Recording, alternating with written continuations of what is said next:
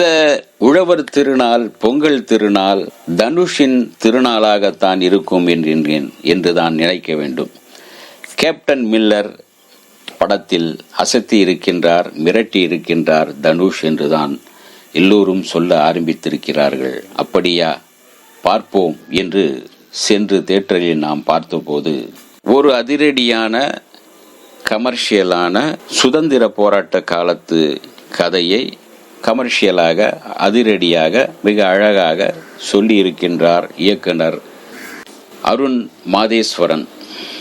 தனுஷ், சிவராஜ்குமார், சந்தீப் கிஷன், பிரியங்கா மோகன், Edward, Aditi Balan, John கொக்கான், Jayaprakash ஆகியோர் நடித்திருக்கின்றார்கள். இல்லை, அந்த பாத்திரங்களாகவே வந்து செல்கின்றார்கள். அருண் மாதேஸ்வரன் எழுதி இயக்கியுள்ளார்.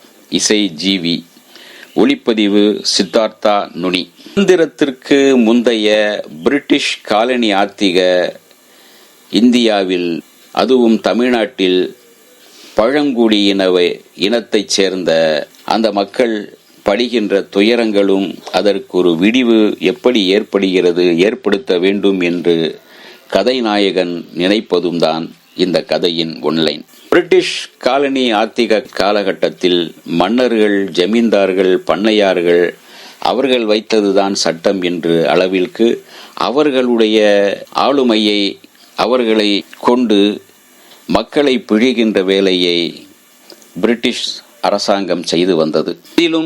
அதிலும் ஆதிக்க ஜாதியினரின் கொடுமைகளும் பிரிட்டிஷ் போலீசாரின் அடக்குமுறைகளும் கொடுமை தலைவிரித்தாடுகின்றது.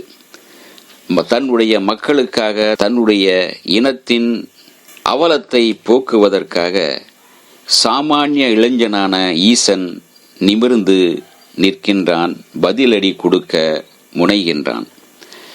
ஒரு சாதாரண இளைஞன் ஈசன் கேப்டன் மில்லர் ஆனது எப்படி என்பதுதான் கதையின் மையம். குறுநில மன்னர்கள் போல தங்களை நினைத்து கொண்டு மக்களை தன் காலில் வைத்து, அதுவும் சாமானிய மக்களை, பழங்குடி மக்களை தன் காலில் போட்டு மிதித்து கொண்டு அவர்களின் நிலங்களை கொள்ளையடிக்கும் ஜமீன்தார்களின் கொட்டத்தை அடக்குவதற்காகவே, அதை கொட்டத்தை அடக்குவது எப்படி என்று எல்லோரும் திணறிக் கொண்டிருக்கும் போது சிவராஜ்குமார் ஒரு போராளி குழுவில் சேர்ந்து அவர் உழைக்க ஆரம்பிக்கின்றார்.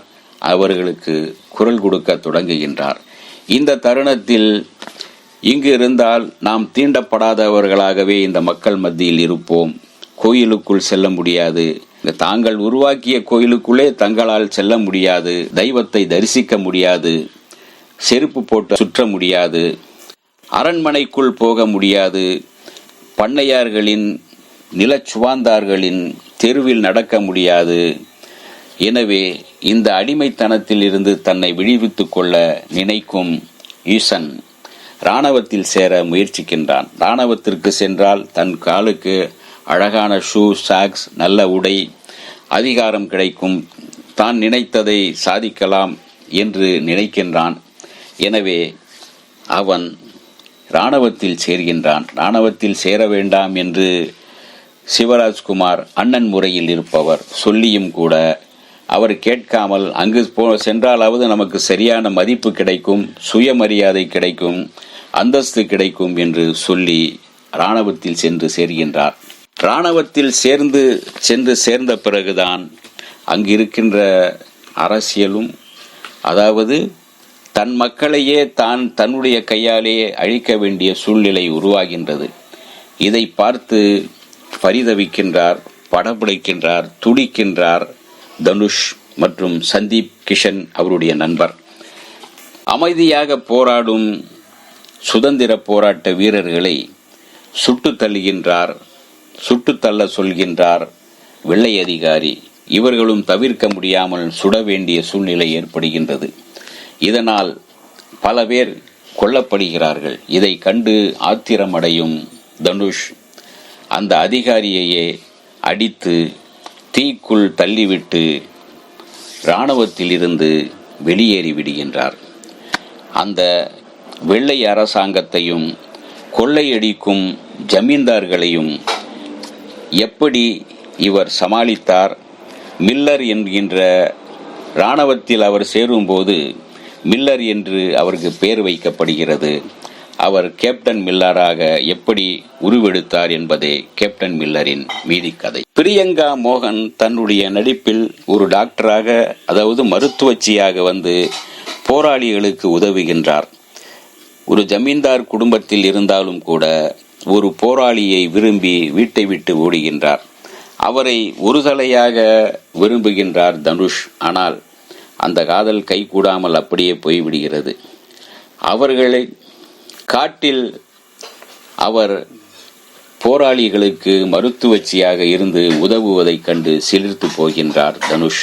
பழங்குடியின மக்களும் தாழ்த்தப்பட்ட மக்களும் கோயிலுக்குள் செல்லக்கூடாது, தெருவுக்குள் செல்லக்கூடாது என்கின்ற அந்த கட்டுப்பாடுகளை ஒரு கட்டத்தில் உடைக்க வேண்டிய சூழ்நிலை ஏற்படுகின்றது.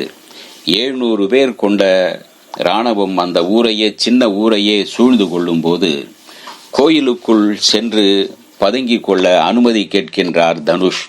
ஆனால் அந்த தங்களை குருநில மன்னர்களாக கருதி கொள்ளும் ஜெயபிரகாஷ் மற்றும் அவனது சகோதரர்கள் கோயிலுக்குள் நுழைய கூடாது என்று சட்டதிட்டங்களையும் போட்டு தடுக்கின்றார்கள்.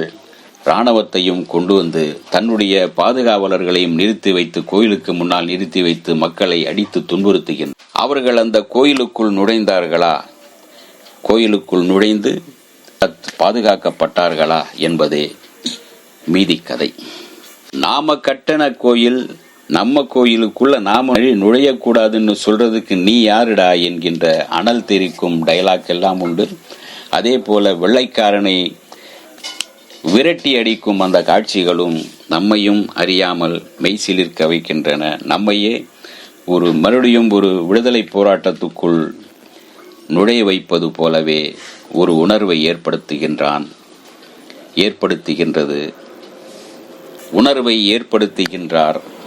Captain Miller. வழக்கம் போல அந்த காலத்தில் இந்த துப்பாக்கிகள்லாம் இருந்ததா, இந்த நவீன ஆயுதங்கள் அன்றைக்கு இருந்ததா என்று லாஜிக் எல்லாம் நிறைய பார்த்தாலும் இடித்தாலும் கூட ஒரு கற்பனையை கொஞ்சம், ஒரு சுதந்திர போராட்டத்துக்குள் கொஞ்சம் கற்பனையை கலந்து கொஞ்சம் மிகைப்படுத்தி அழகாக சொல்லியிருக்கின்றார் இயக்குனர் என்றுதான் நாம் ஏற்றுக்கொள்ள வேண்டும். இது 1942 லவ் ஸ்டோரி அல்ல, கேப்டன் மில்லரின் ஸ்டோரி. இந்த வீடியோ உங்களுக்கு பிடிச்சிருந்தா லைக் பண்ணுங்க, ஷேர் பண்ணுங்க, கமெண்ட் பண்ணுங்க, சப்ஸ்கிரைப் பண்ணுங்க, மறக்காம பெல் ஐகானை கிளிக் பண்ணுங்க.